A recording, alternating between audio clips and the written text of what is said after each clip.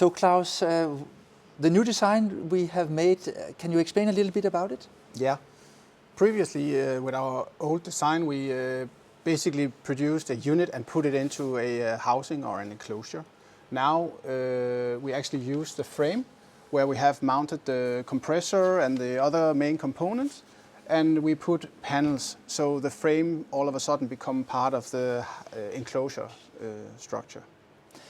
And now we have 3 units, so we actually manufacture each unit individually, Yeah.